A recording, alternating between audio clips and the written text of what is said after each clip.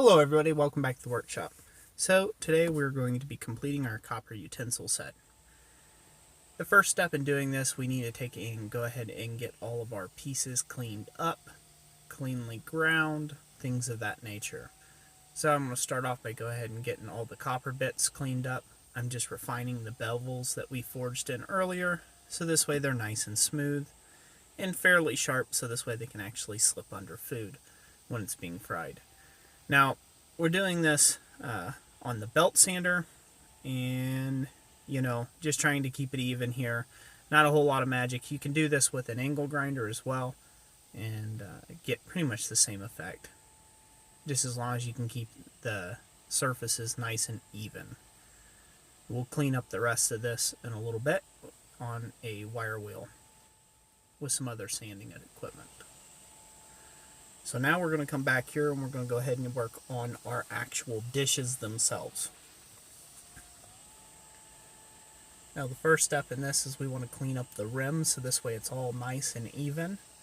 And then we also want to go ahead and radius off any sort of sharp edges if we can.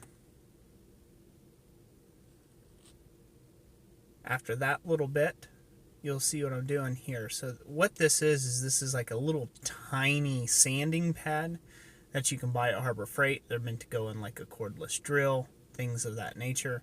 And I've got a piece of 150 grit sandpaper that's off of a much bigger 6-inch orbital sander that I'm using as my sandpaper. And we'll go ahead and turn on the drill press. This is on a very low speed, as you do not want this thing spinning very quickly at all. And you'll see why here in a second. You're going to have your hands very close to this thing. Now, I have not been able to find a safe way of doing this yet, and so therefore I don't recommend anybody doing this like I am doing it here. But if you are going to undertake this, like I've expressly warned you not to, you want to make sure you keep all your digits away from it as best as possible. Also, you might notice that I'm wearing a glove. The glove that I am wearing is a tight-fitting glove, and it's also made of a synthetic material. And what I have found with these particular gloves, and I get these at Harbor Freight, I have found that they have a tendency to just slide off. But I'm kind of splitting the difference between two evils there. One, I could take and have the lesser of the two evils is essentially wearing the glove. Without wearing the glove, if you were to catch a raw edge and spin the bowl in your hand, you could take a chance of a pretty severe laceration. So I definitely need to find a better method of doing this altogether.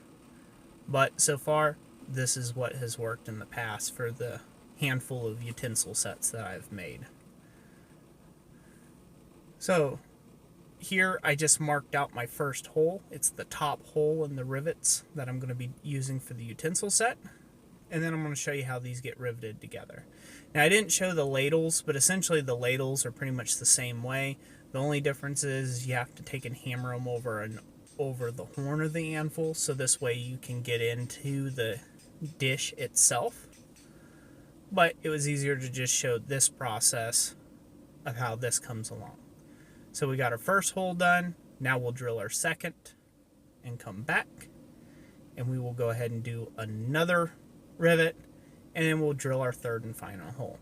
Reason for this being is you do not want to take and drill them all at once, because that's just a good way of them actually getting canted, or those actual holes being a little misaligned every time you try to rivet one in, because of the metal expanding and shifting.